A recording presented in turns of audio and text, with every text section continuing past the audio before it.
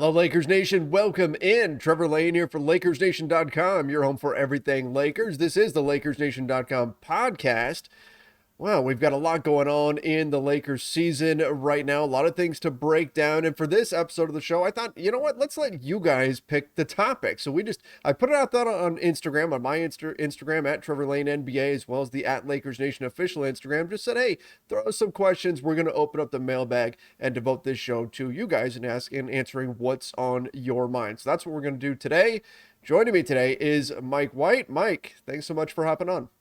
Hey man, thanks for having me. Glad to be, like I told you, in my spot, ready to rock again. It took too long, so I'm glad to be back. So I got to start with this though. Before we even get into the Lakers questions, we're recording this on Tuesday. So most people are listening to this on Wednesday, but we're recording it really the day before. Mike, you had a big day today as a Packers fan. How are you feeling right now? I'm feeling pretty good. I mean, in my heart, I knew he was coming back. I knew he would end up making that decision ultimately. It's hard to leave Green Bay after so many years, man, and try and go start fresh somewhere else. And there's a lot of pressure if you go somewhere else. They're gonna expect the Super Bowl right off the back. Now, I'm not saying Green Bay doesn't expect the Super Bowl, but it's good for him to come on back home and let's get back to work where you got that continuity. So I'm a happy Packer fan today. I'm a happy Packer fan. And I'm wondering Anthony Davis probably feeling the same. He's also a Yep. Green Bay Packer fan. It's interesting though. He was like Aaron Rodgers on one hand, maybe retiring, but then a 4-year deal. Those are just polar opposites. Blows me away. But it got done, and so they move forward with him. Russell Wilson goes to Denver. Exciting Woo. day in the NFL today. Maybe part of why NFL news was a little bit, or NBA news was a little bit slow, was because the NFL was just going nuts, and NBA just said, "Oh, we'll give you guys today. We're gonna cool off for this one, and then we'll come back strong tomorrow." Right. All right, let's open up the mailbag here and let's see what we've got. Again, this is coming from my Instagram account at Trevor Lane NBA, as well as the at Lakers Nation official Instagram account. Thank you for everybody who tossed in questions. I've got a few different ones that we picked out. I'm going to start with Flomentum Movement. Said, who would be an ideal third star next to LeBron and Anthony Davis in a perfect world? So, not surprisingly, a lot of people in the questions were already looking ahead to next season. Understandable. But third star next to LeBron and AD, if you could pick anybody, or I suppose any skill set, what would we be looking for to put next to those two guys? Obviously, Russell Westbrook has not been it. So ideally, I think we're looking for another 6'7", 6'8" guy who can obviously defend, shoot the three, and be a sort of a scoring crutch for those guys when we can't get it. So I know it's impossible, but in a perfect world, if we had a guy like Chris Middleton alongside LeBron and AD, I think that would be a perfect fit. He's a guy who can knock down shots, open shots, create off the dribble for others slowly a little bit. He plays defense. He's 6'7". He's a good size. On those nights when LeBron isn't having offensively, you can go to him. On those nights AD doesn't have it, you can go to him. So, and he doesn't need the ball. He's another guy who doesn't need the ball and could play off those two. So I think someone along those lines, even if it isn't Chris Middleton, I think someone who can fit that kind of build would be perfect to play alongside those guys.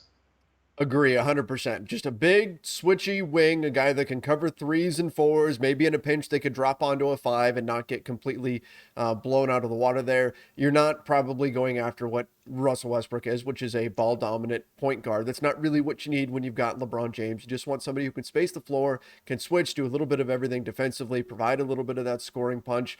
Ironically, I mean, you could say Paul George, who was an option at one point, Kawhi Leonard, who was an option at one point, any of these big wings, Jimmy Butler. But again, these guys don't exactly grow on trees. These guys are very difficult to come by. So it's not like there's somebody that's just sitting out there for the Lakers to go get this offseason. But that was just in a perfect world, stars aligned. If you could put anybody next to those two guys, it would be somebody with that skill set. So let's move on. Let's get into Jordan Brand.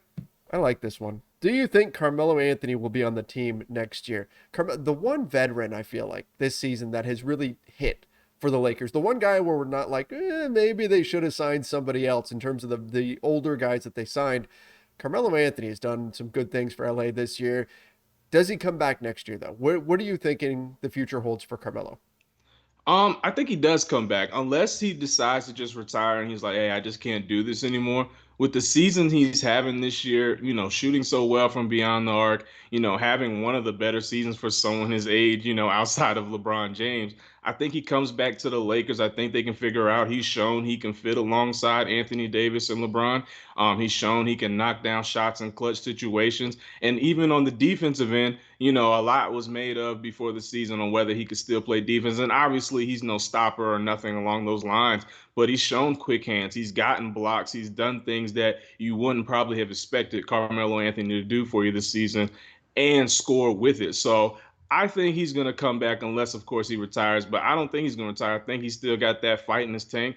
Obviously, we want the Lakers to win the championship, but probably not going to happen this year. So I still think he's hungry. I think he'll come back and try to get it done with this team. LeBron reached out to him in the offseason, said, "Hey, man, I need you." So I think he's going to come back and try to get it done because obviously this year so far has been a disappointment.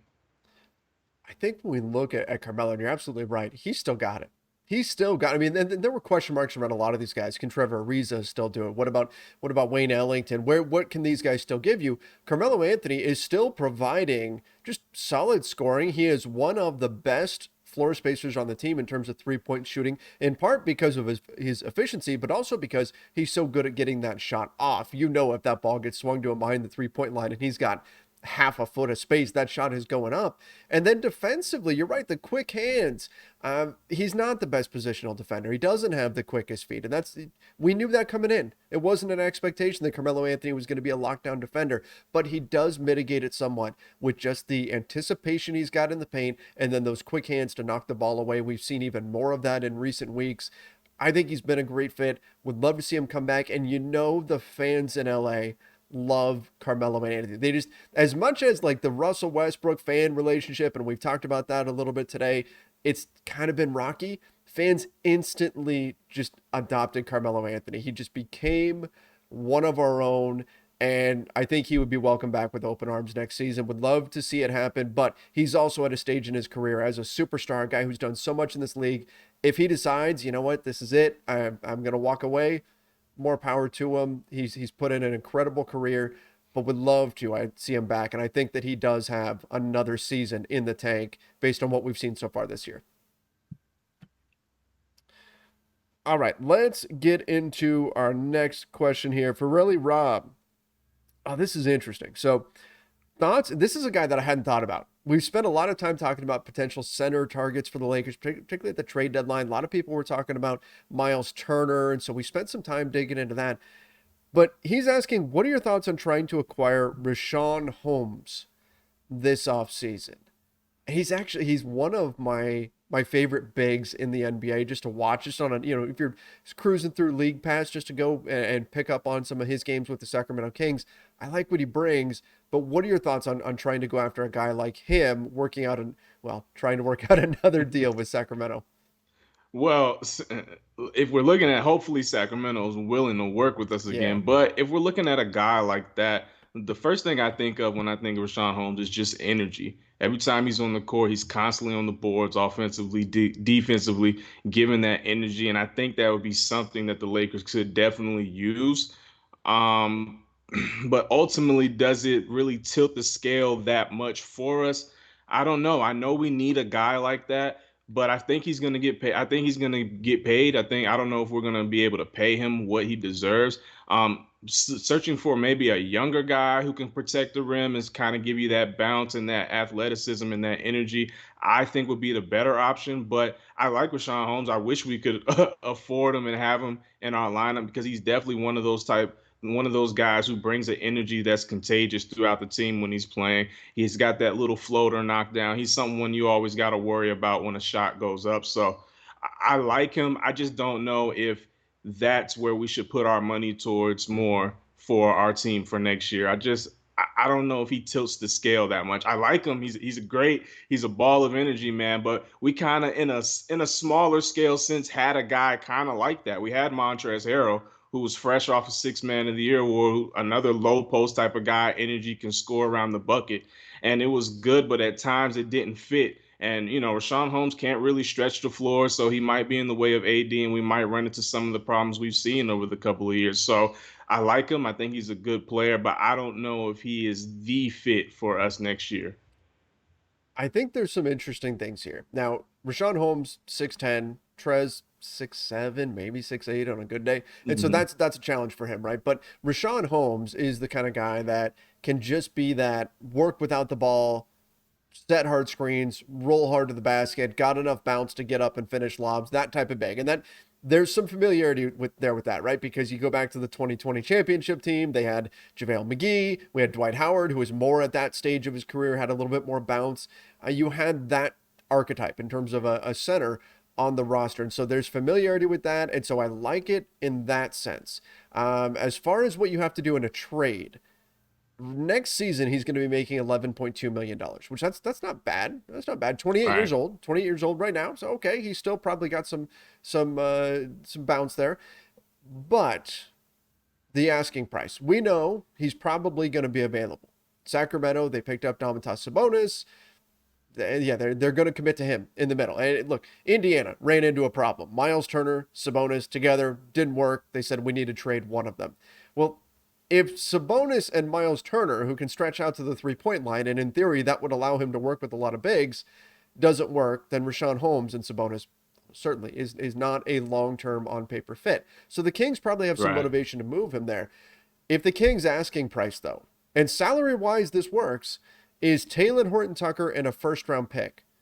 Are you doing that for Rashawn Holmes? Mm. Personally, Trevor, I'm just gonna say no. Mm-hmm.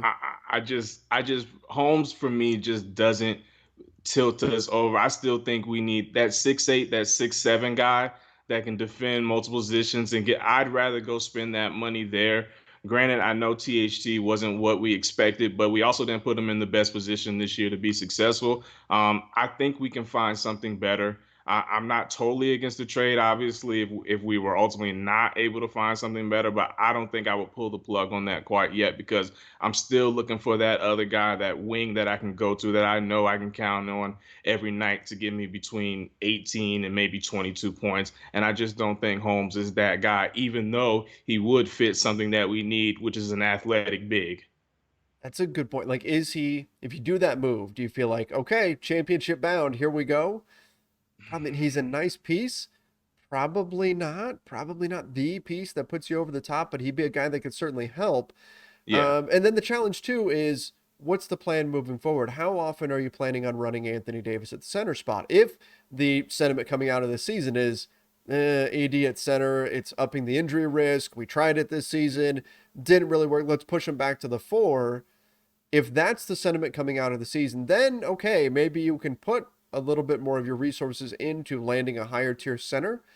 But otherwise, if you're moving forward saying Anthony Davis at center, this is our future, you probably don't want to commit $11.2 million to the center position. It's kind of, it almost reminds me, and I've talked about this before, the center position in the NBA, unless you've got a guy who's truly exceptional, who is just head and shoulders better than everybody else, or they can stretch out and shoot the 3 and give you that versatility or defend on the perimeter. If they're just the traditional plotting back to the basket big that can set some screens, rebound a little bit, and block some shots at the rim, that type of guy, it's almost like the running back position in the NFL where you can get yourself into trouble if you overpay for a center in today's NBA.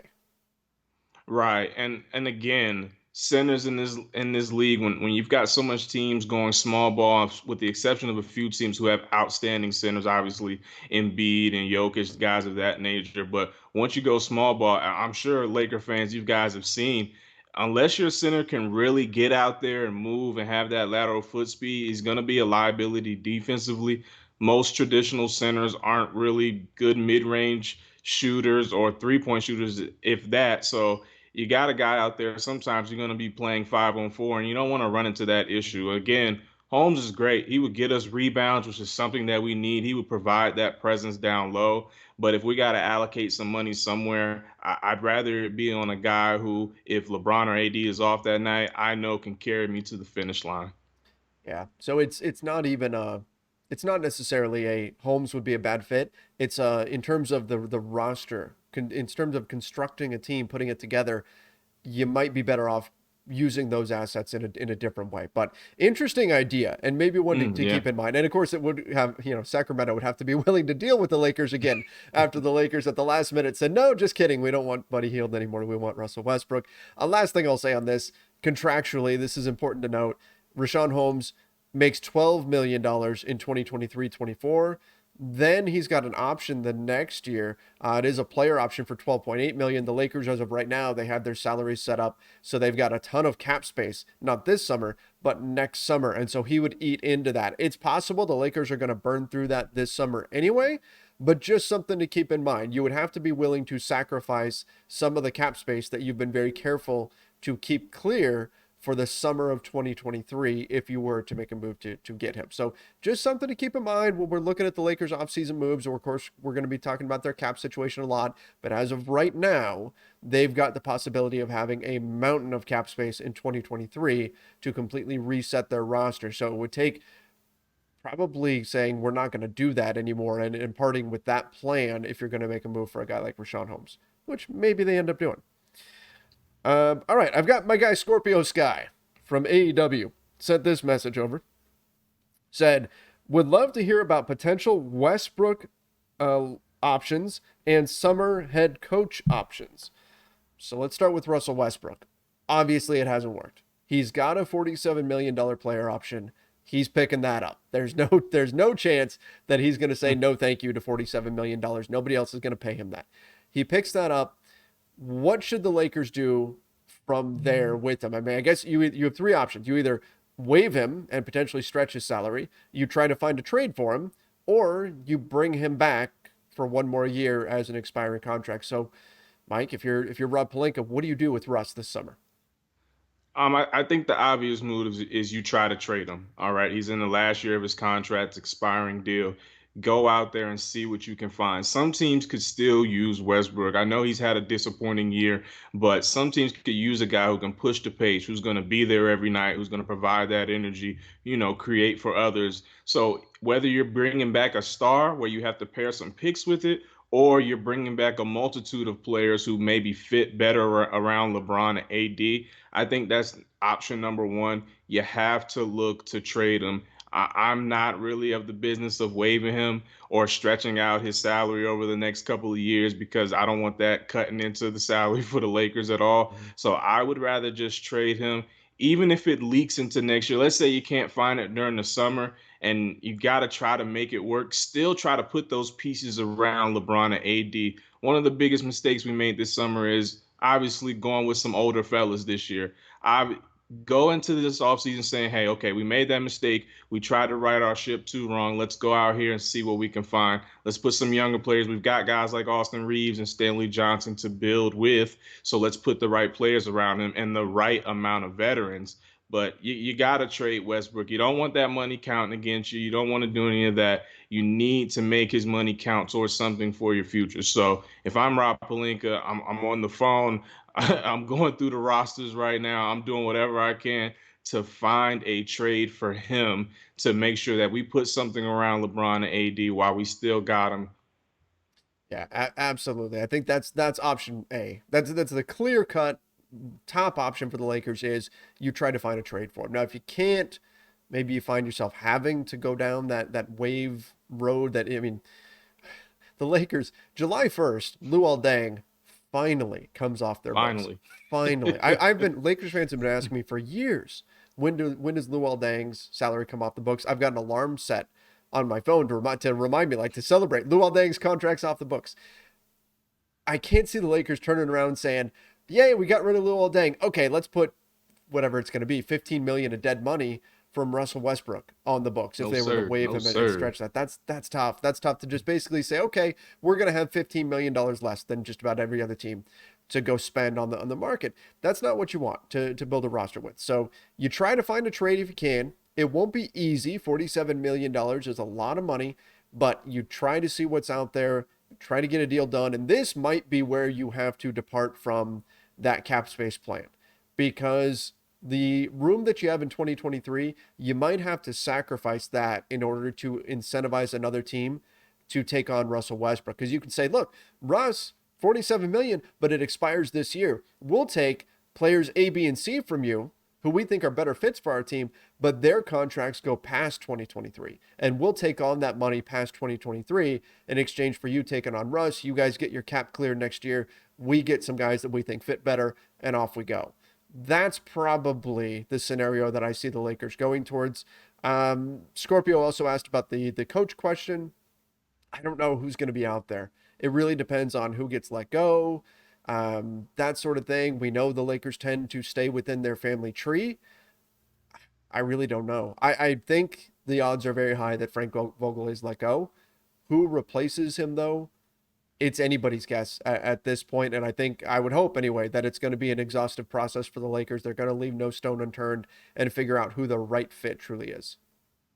Yeah, I have no clue where coaching is going to go this summer. I mean, I've heard some rumors that Frank Vogel could find his way back, but at the same time, just we got to see who gets fired, who decides to come back to the coach, things of that nature. But I do know that whoever does take this position is going to be immediately under the fire, under pressure. So it's going to take some time, man. They're going to have to really go through a thorough process and find a guy not only who your stars, LeBron James and AD, like, but who can take these role players and make them mesh this time and get back to where we were 2 years ago. We'll see. We'll see who's at the helm next year, but I think the Lakers are going to have their work cut out for them finding the right fit at the head coach spot. A couple of questions here that have they're pretty similar, so I just put them together. Question says LeBron continues to test father time. In retrospect, should we have traded for Russell Westbrook or traded Russell Westbrook just to try something different? And then another question said, is John Wall that much of a downgrade from Russ at this point? So should the Lakers have just gotten John Wall? There was a rumor that came out recently that the coaching staff was in favor of doing that. They were actually pushing the front office to trade Russell Westbrook and get John Wall instead. Looking back now with where things are at this moment, should they have just sacrificed a future first and gotten John Wall instead of hanging on to Russ at the trade deadline? I mean, it's easy to say that now, seeing how things haven't improved after the All Star break. But at the same time, guys, we got to remember we haven't seen John Wall play. You know, we can hear he's this and he's that and he's playing, but until you see that guy in the NBA game and not just 1, 2, 3 weeks of action, proving that he can stay healthy, I just don't know how I can trade Westbrook, who's played every game. And granted, it's been rough. It's not what we expected to be. But I'm thinking from the perspective of back then.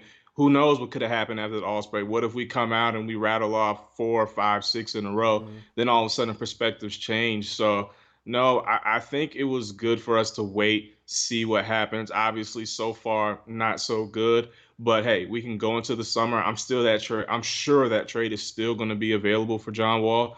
Now, if you would have told me the John Wall and Christian Wood, then I'd have been like, I Yeah. might have thought about that one, because then it's like, okay, I'm getting Christian Wood, another big who can a big that we need. He can knock down the three ball, hit mid range shots, so you could play him and AD together. They can play off each other, and when AD's not there, he can give you a semblance of what AD provides, if not a better shooter, obviously. So that one I probably would have looked at, but the just straight up John Wall one with that pick right off the rip, and we haven't seen John Wall play, and who knows how long. I can't make that move. Westbrook, hey, he may have been disappointing this year, but he's played every single game and has given that effort, and I can't say the same about John Wall, so I wouldn't have pulled it yet. Well, he missed one game right before the trade deadline, Yeah, but compared to LeBron and AD, that's been pretty remarkable, right? I mean, he's been right. very, very available for this team, and I'm in agreement. I think your best bet is holding those assets until the summer. Of course, the counter argument is, well, aren't you then wasting another season of LeBron? Maybe, but I think we're past that point now. I think that was the case no matter what. There wasn't a trade on the table that would have magically fixed everything for the Lakers this season, John Wall or not. Even if you do trade for John Wall, I don't think that suddenly, poof, magic wand and the Lakers are a championship contender. I don't think he makes Nah. that kind of a difference with this team, the way it's currently constructed. So you're better off waiting until the summer. Maybe that trade's still on the table, and if it comes to it, you do it then. And maybe you can do it without adding in that future first or do something else. And then you can really construct a roster around those particular pieces rather than just try to add John Wall into what they've got right now, which hasn't been working. Mm. All right. Chris Southam, I wanted to mention this, said, big fan from Australia. I miss the live shows, but always listen to the podcast the next morning. Chris, thank you so much. One of the things, and I threw this in here because I've been so blown away by the global expansion of the game of basketball, of Lakers fandom in particular. It is so incredible how many fans we get from around the world that are listening and watching and tuning in and getting involved in Lakers Nation. It's absolutely incredible. Blows me away. So thank you so much for joining us from Australia. The Quiet West said, should Russell Westbrook take a break from basketball? Like, should he take a couple of weeks off? Or should the Lakers just do, which, by the way, I think it was Kendrick Perkins talked about this today as well, said, just send him home. Should the Lakers just, I don't want to say exile, but send Russell Westbrook home and say, it hasn't worked? Let's get you, since he's obviously things are not going well with fans and it's affecting his family and all that kind of stuff. Are we at a point where you just say, you know what, hasn't worked for either side?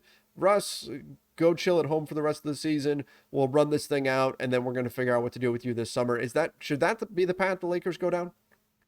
No, I don't think the Lakers should do that. I think you finish the season out. Look, you set out to the season to win a championship. Obviously, things haven't gone the way you wanted it to go, but finish the season out strong. Finish on some momentum. Yeah, Westbrook may be gone next year, and he may be having a tough time with the crowd right then. But I mean, to me, just in my opinion, if Westbrook goes home and gives in and says, "Okay, I'm not going to show up because of this or that or what people are saying," man, you've let them win. In my opinion, you've let them win. Nah, come out and do your thing. Do what you've been doing your whole life. Come play basketball. Yeah, you've had a disappointing season. Yeah, it hasn't been what you expected, but you can go out with your pride at least, in my opinion. Now, from a Lakers perspective, you need to play him because let's say for some reason you can't find a trade, or let's say for some reason you end up not waiving him because you don't want to ruin that space coming up. Okay, he's accepting 47 mil. I'm not throwing throwing away 47 mil. So I know Westbrook not throwing away 47 mil. So if for some reason he's back on your squad next year, you've got to build something. Obviously, you're going to fix the pieces around him, and maybe that it might just take that to finally push everybody where they need to be, and maybe we'll have some success because the role players were a big part of the problem this year, not just Russell Westbrook. So no, finish the season out. Try to continue to figure things out. Play hard. Do what you got to do, whether it be off ball or on ball. Finish it out strong, and maybe something good will happen. You never know if you just give up and go home. And I don't think that's an attribute someone playing for the Lakers should have. I think he should finish it out. Agree 100%. Couldn't have said it better myself. I also think it speaks to, this is something I talked to Alan Slewa about recently. I think the number one desire I have for this team for the remainder of the season, what I want to see most, it's not even so much wins and losses. Just go out there and give it everything. Give it everything Yep. each night. Put forth that effort, because there's been games where we haven't seen that from them. And I think that that's in particular what has upset Lakers fans. The wins, the losses, absolutely. Absolutely. That's going to be upsetting, even if they're going out there giving 100% every single night. If the record is what it is right now, people are going to be upset. There's no getting around that. But I think what's really pushed this season to another level is seeing nights where the Lakers' effort wasn't there, where the intensity, the attention to detail wasn't there. And so I think that speaks to that bigger picture of, hey, if you're going to finish this thing out, if it's not going the way that we wanted it to go, at least finish it the right way and put forth your very best effort. And that goes for Russell Westbrook, that goes for every individual, but also goes as a team. All right, let's finish things out with this last question. Philip MVP said, can we extend Austin Reeves this summer? So I'll just speak in terms of the contract and what that looks like right now. So Austin Reeves, there's a team option on his deal next year. Off the top of my head, I believe it's for 1.5 million. After that, he would be a restricted free agent. The Lakers would have to give him a qualifying offer, but then he would be a restricted free agent. The Lakers would be able to match any offer. What the Lakers could do, if they really wanted to, if they had cap room, is they could decline his team option this summer, use cap room to give him a raise, and sign him to a longer term deal. Essentially would be betting on he's going to be better this next season. And his value next summer when he's a restricted free agent is just going to be that much higher. So by paying him now, maybe we can get a little bit of a discount on a long-term deal with him. However, the Lakers don't have cap room this year. So it's not really an option contractually. It doesn't make sense. But they're also, I know that when we see a player do well, the knee-jerk reaction from fans is, okay, great, this guy's good. Let's hang on to him. How do we keep this guy? Don't let this guy get away. The Lakers are in a good position there with Austin Reaves because, again, you play out next season on that team option, 1.5 million, small contract, helps you build out your roster a little bit. Let's not forget they don't have cap space, so you need guys that are on cost control deals. Next offseason, when you do have some cap room, he hits restricted free agency, and then off you go from there. And in restricted free agency, as long as you're willing to pay him, you're not going to lose the guy. So that risk isn't there. Anyway, that's my long-winded take on that. But Mike, what's your overall take on Austin Reaves? Is this a guy the Lakers should be like penciling in for the long term at this point, based on what we've seen this season? I think so. I think we learned a hard lesson when we lost Caruso this year, and we let him walk, and we miss his impact. We miss the way he played and how he played alongside LeBron James. So here we are. Lakers scouting staff have done another great job. You get a guy like Austin Reaves, a guy who wants to be in LA. In my opinion, he's playing better as the season has progressed. He's starting to offensively show more things and be more aggressive with his shot. And we already know about the defense and the effort. I think this is a guy you invest in. Now, am I saying he's going to be a max player or a big time money guy like that? No.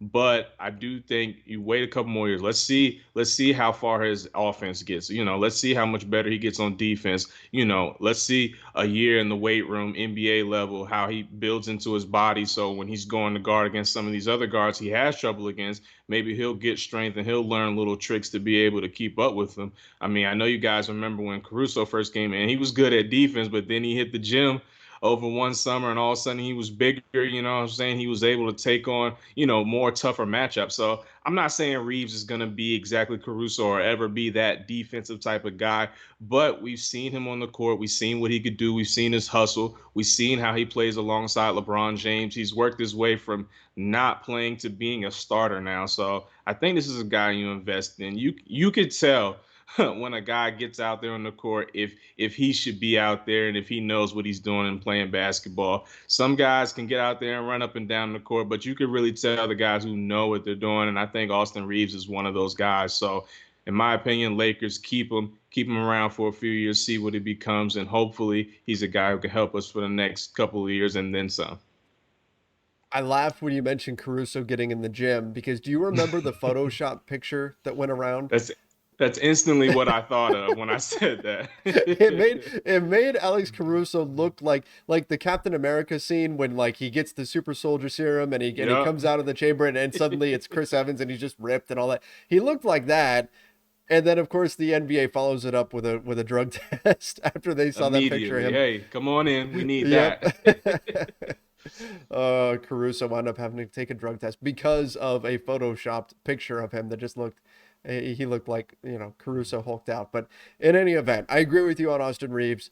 I think this guy can be a long-term fit. I especially like that he's moved into the starting lineup now. Hopefully that continues to be a thing for the remainder of the season. I think he just makes winning plays on both ends of the floor. And again, I don't think the Lakers, as long as they decide this is our guy moving forward, contractually, they're in really good shape to keep him long term, regardless of, getting an extension done this offseason. Don't think that's in the cards. But the following summer, they can make him a restricted free agent, go from there. There wouldn't be a risk then of losing him. All right, everybody. Agreed. That's it for today. That's it for this show. Appreciate everybody who contributed questions and comments. We didn't get to all of them, but we can't be here all day. So appreciate everybody who submitted all of those to us. Mike, thank you so much for coming on here, man. Appreciate it. Always fun to chat Lakers basketball with you. Hey, man, thanks for having me. Can't wait to do it again. Sounds great. Everybody out there in Lakers Nation, make sure you do subscribe to the LakersNation.com YouTube channel. Ring that notification bell as well. Also, hit up Apple Podcasts and leave us a review. I love going through there and reading those. Preferably a 5-star review. Certainly wouldn't hurt if you gave us one of those. And toss a little review in there. You can type in something. Let us know what you think about the show. And if you're a listener over on Spotify or any of the other podcast apps, just follow us there. Give us a little rating. We certainly appreciate that as well. Till next time, everybody, stay safe and see ya.